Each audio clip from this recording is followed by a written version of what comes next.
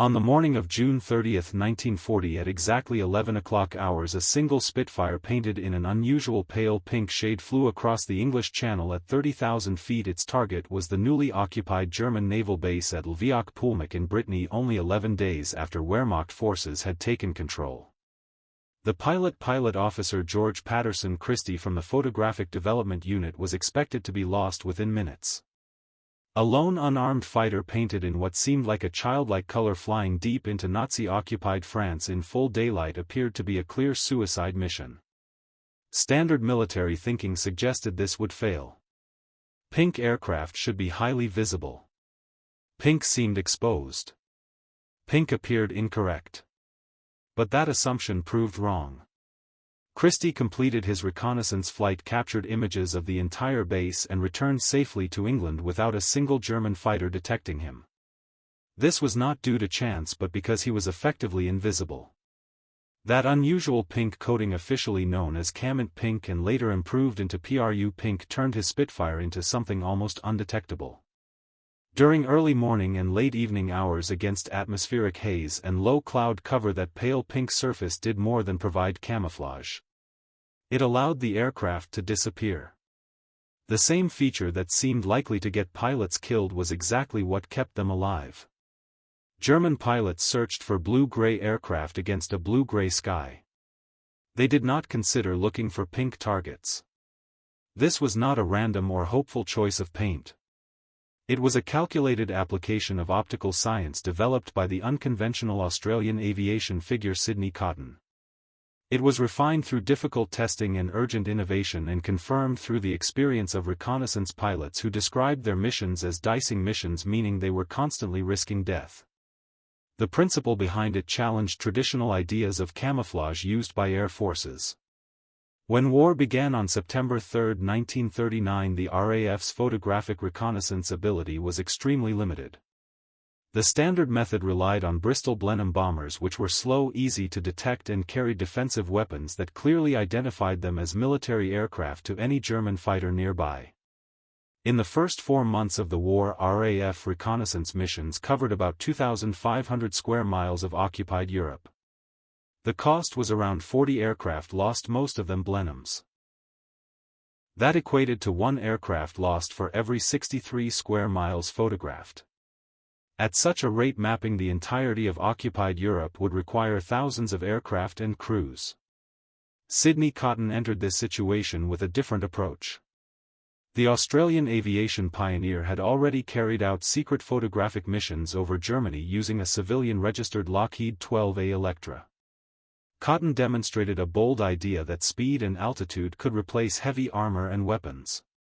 An unarmed aircraft flying at 30,000 feet and reaching speeds above 390 miles per hour could avoid interception simply by outrunning threats. The key factor was ensuring the aircraft remained unseen long enough to pass through danger. On October 16, 1939, Cotton persuaded Air Chief Marshal Hugh Dowding to release 2 valuable Spitfire aircraft from Fighter Command. These aircraft were modified by removing anything that did not improve speed or range. All 8 Browning machine guns were taken out. Ammunition storage was removed. Armor plating was discarded.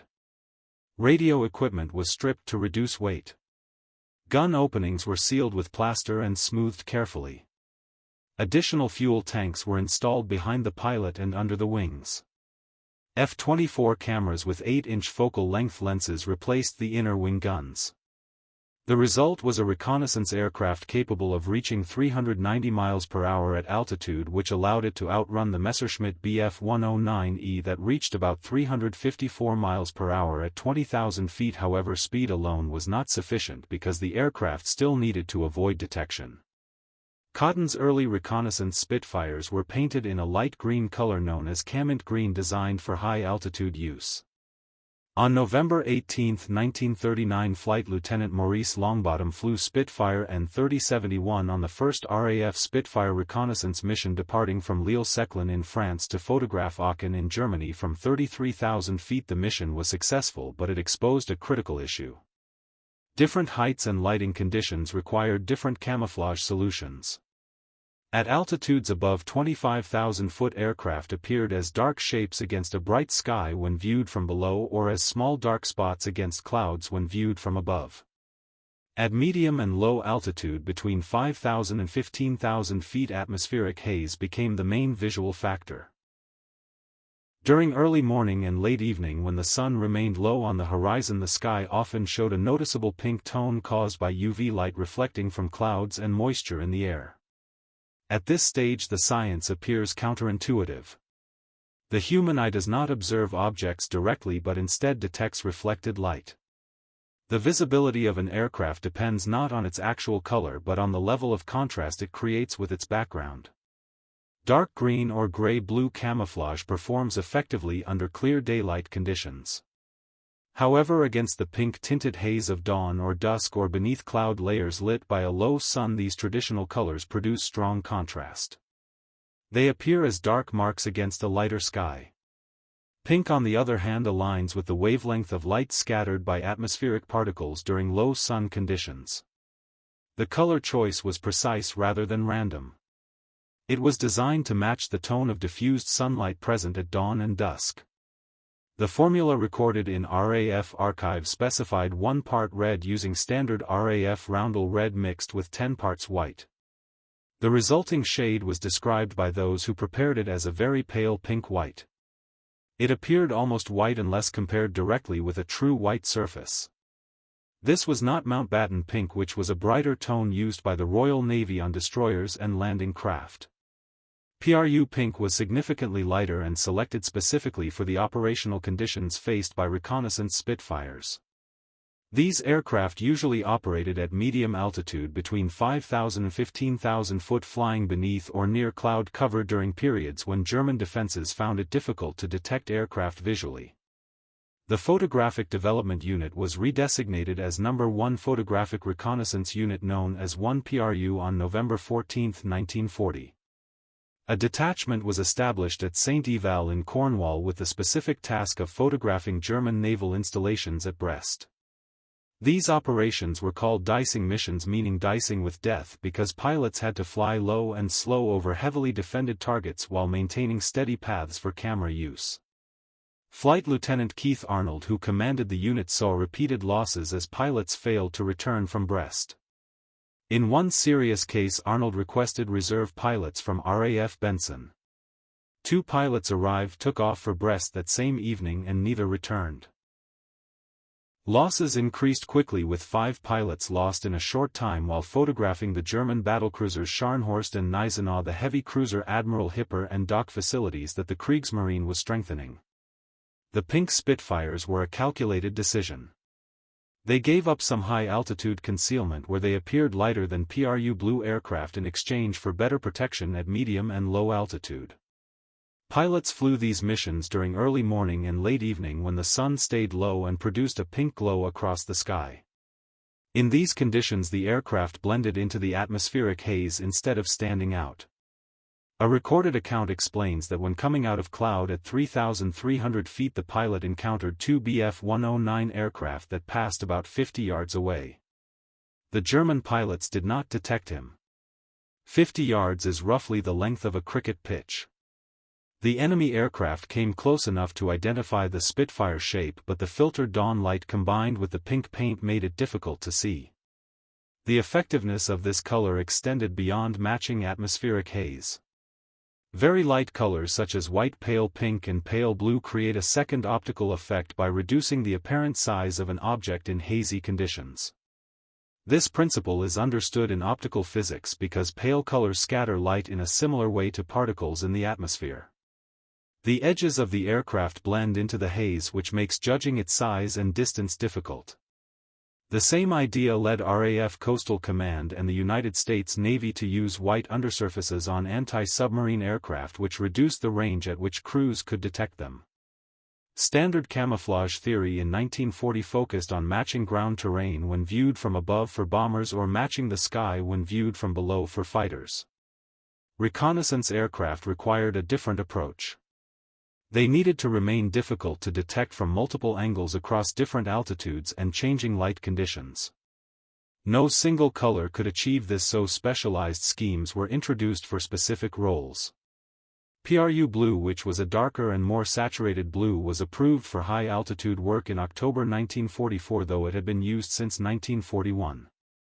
At 30,000 feet and above, PRU blue blended into the deeper tones of the upper sky. PRU pink, in contrast, was designed for lower-altitude missions below 15,000 feet, especially when cloud cover was low and the sun angle was low. In regions such as North Africa and the Far East, where atmospheric conditions differed from Europe, reconnaissance Spitfires used an overall royal blue finish instead. Many pilots did not like the pink paint because it went against their instincts. One pilot recalled that the aircraft looked highly visible when moving on the ground or parked at the airfield. It appeared unusual and not military in appearance. However, operational results confirmed its effectiveness. Although exact loss comparisons between pink and blue aircraft are not clearly separated, records show that the PRU experienced some of the highest loss rates in the RAF while also achieving important results. From November 1939 to spring 1940, Cotton's modified Spitfires, which were few in number, managed to photograph 5,000 square miles without losing a single aircraft. This record did not continue indefinitely. On April 10, 1941, pilot officer William Kenneth Manifold departed from St. Eval at 1,730 hours in Spitfire P-9396 on a reconnaissance mission to Brest. He was intercepted and shot down by Lieutenant Horst Horenberg of 2/JG-26 at 1925 hours and crashed into the English Channel north of Penzance. Neither his body nor the aircraft wreckage was recovered. It was Horenberg's second PRU Spitfire victory that day. Despite such losses, many missions were completed successfully that would have been difficult using standard camouflage. The effectiveness depended on aligning the mission profile with the paint scheme. Pink Spitfires were not used at midday under clear skies. They operated at dawn and dusk and in marginal weather with low cloud, when atmospheric conditions allowed the pale pink color to act as effective camouflage. The success of the pink Spitfire depended on more than just the paint. It relied on a complete operational approach based on understanding when and how the color provided protection. Three factors worked together, which were the correct color, the correct altitude, and the correct time of day. First, the color had to match atmospheric lighting rather than ground or clear sky conditions. Cotton and his team understood that cameras and human vision respond differently, and that haze at low altitude combined with low sun angles produces specific light wavelengths.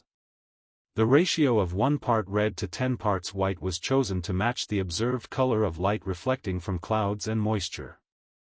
Second, altitude had to be controlled carefully. If the aircraft flew too high, the pink finish would appear too light against the darker sky. If the aircraft flew too low, atmospheric haze could no longer provide effective concealment. The ideal range remained between 5,000 and 15,000 feet, which allowed better cover while also reducing the accuracy of German anti-aircraft fire and increasing the time needed for fighter interception. Timing was equally important. Dawn missions were launched when the sun was about 10 to 15 degrees above the horizon, which created strong atmospheric scattering. Evening missions were planned so that the return flight occurred under similar lighting. Cloud cover was preferred, but not complete overcast, since that would hide the target. Instead, broken cloud between 3,000 and 10,000 feet offered both concealment and reflected light that improved the effect. The Spitfire itself played an important role in this system. The Merlin engine with a 2-stage supercharger allowed quick altitude changes. Pilots could climb to 30,000 feet to cross the channel without detection, then descend to medium altitude over the target for photography, and then climb again for the return. The aircraft speed limited the time German fighters had to react even if the aircraft was seen. The polished surface reduced drag and also prevented ice crystals from forming, which could reflect sunlight and reveal the aircraft. German reconnaissance methods relied on a different approach. The Luftwaffe used aircraft such as the Junkers Ju-86P and Ju-88, which depended mainly on high altitude for protection. These aircraft operated at 40,000 feet or higher, where interception was more difficult due to thin air. However, they were larger, slower and easier to detect visually. British forces later developed high-altitude variants like the Spitfire HF-7 with extended wings to counter them. On August 28, 1942, a single Ju-86R bombed Bristol from 42,000 foot, causing 48 deaths. After this, RAF high-altitude Spitfires successfully intercepted and destroyed several Ju-86R aircraft, which brought an end to the German high-altitude bombing effort.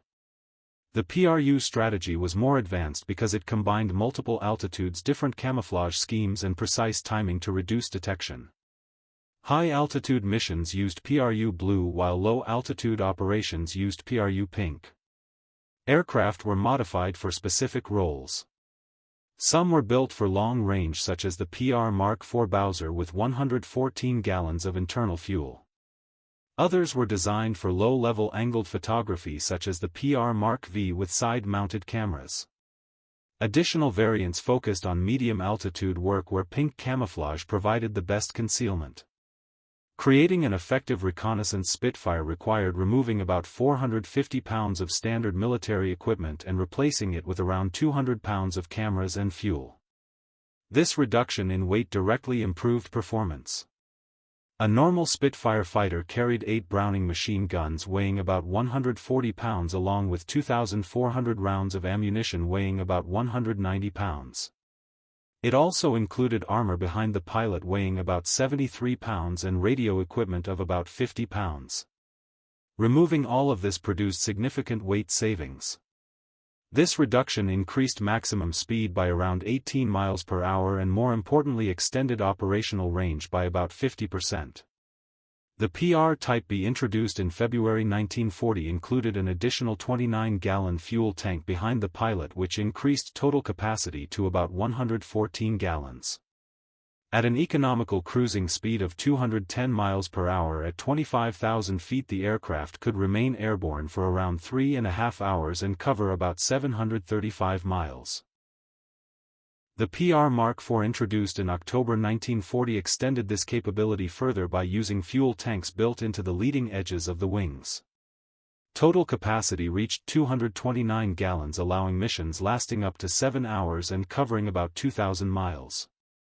During one of its early operations, a PR Mark IV Spitfire flew to Stettin on the Baltic coast and returned to England, completing a round trip of more than 1,400 miles. The cameras themselves were precision instruments that required strict control. The F-24 camera, fitted with an 8-inch focal length lens, could capture images from 30,000 feet and resolve objects as small as 3 feet. The F-52 camera with a 36-inch focal length lens functioned like a large telephoto system similar to a small telescope and could distinguish details under 2 feet from high altitude. However, these systems faced 2 major challenges.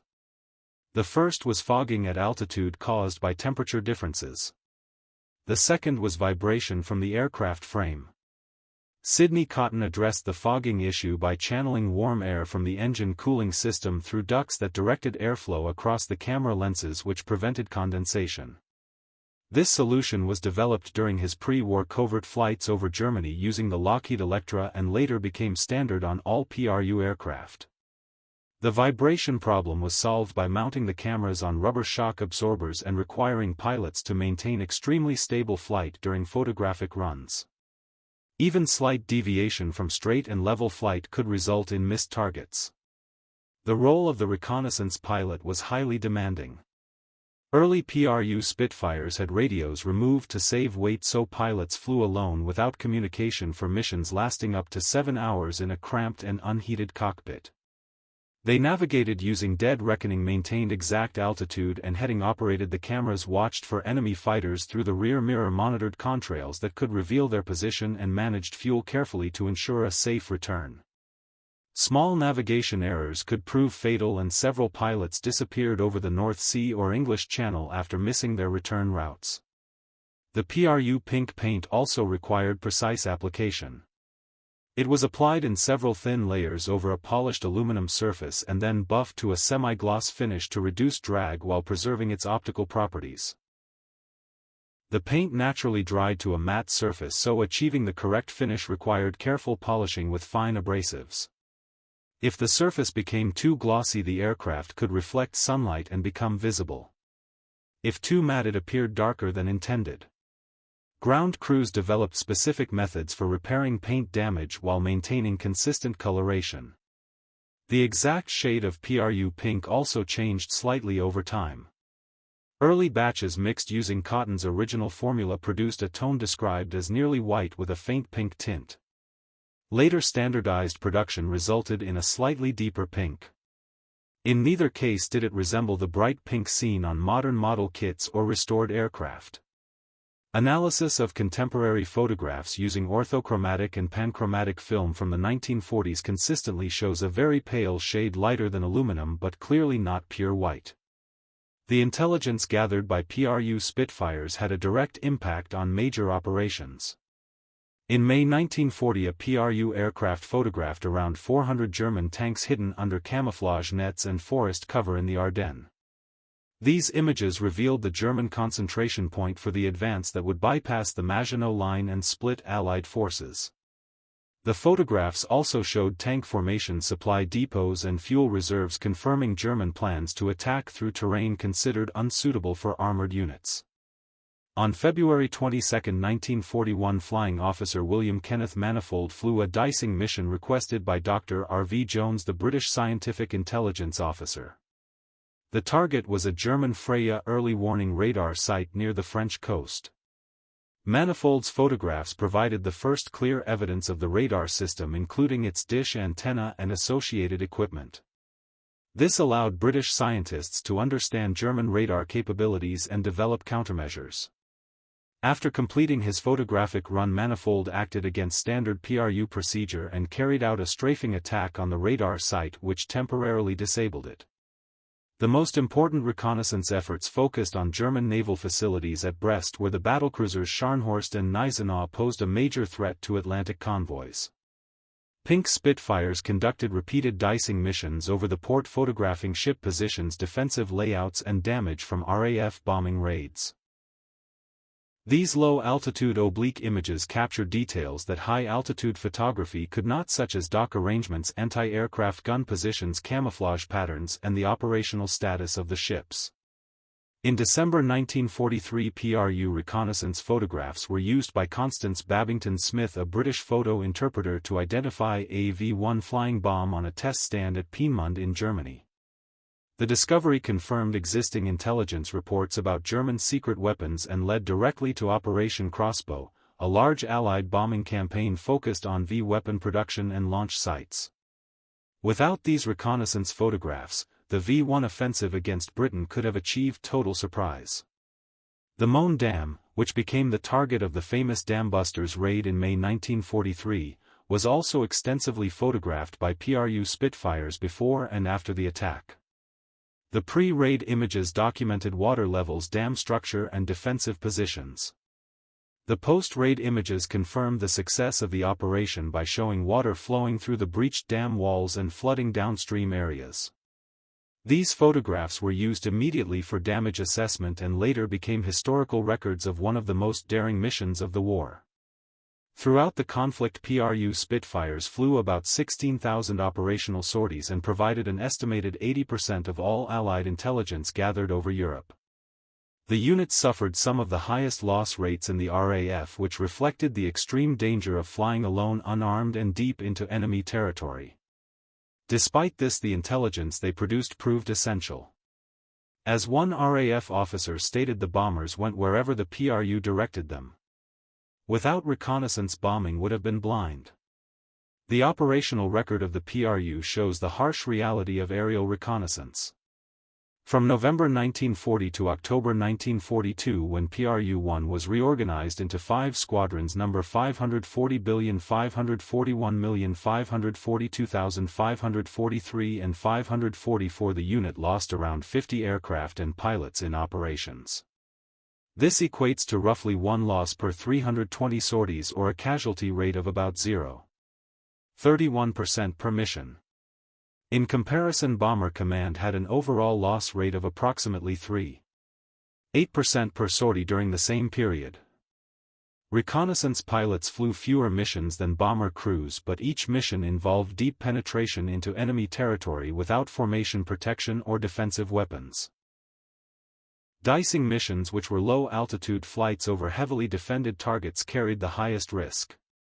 These operations required steady, predictable flight paths at heights where anti-aircraft fire was most accurate and fighter interception easiest to coordinate. The pink camouflage offered concealment but no physical protection. Once detected, the unarmed Spitfire relied only on speed and maneuverability. Several factors improved PRU survivability. First, reconnaissance pilots were selected from highly experienced fighter pilots and given advanced training in navigation, camera operation, and evasive tactics. Second, missions were planned in detail using current intelligence on German fighter locations, radar coverage, and anti-aircraft defenses. Third, aircraft were maintained to higher mechanical standards than typical fighter squadrons, since engine reliability was essential during long-duration flights of up to 7 hours over hostile territory. The camouflage system proved effective. Although precise comparative loss statistics between pink and blue aircraft are not available, surviving pilot accounts and mission reports consistently describe pink aircraft completing dawn and dusk missions with fewer interception attempts than other schemes under similar conditions. The optical principles functioned as intended. In the correct environment, the pink finish made aircraft extremely difficult to detect. One notable statistic comes from the early period when Cotton's small group of modified Spitfires operated from France between November 1939 and May 1940. During this time, they covered roughly 5,000 square miles of enemy territory without losing a single aircraft to enemy action. The unit later withdrew ahead of the German advance during the fall of France, and only one aircraft was damaged in an air raid at Heston Aerodrome in September 1940. Operational losses during active missions remained zero. This record was based on Cotton's understanding that camouflage, speed, altitude, and timing worked as a single system rather than separate elements. The pink Spitfire succeeded because it rejected conventional military camouflage thinking and relied instead on optical science. Traditional doctrine assumed aircraft should match terrain when viewed from above or match sky when viewed from below. This approach optimized for fixed conditions and viewing angles.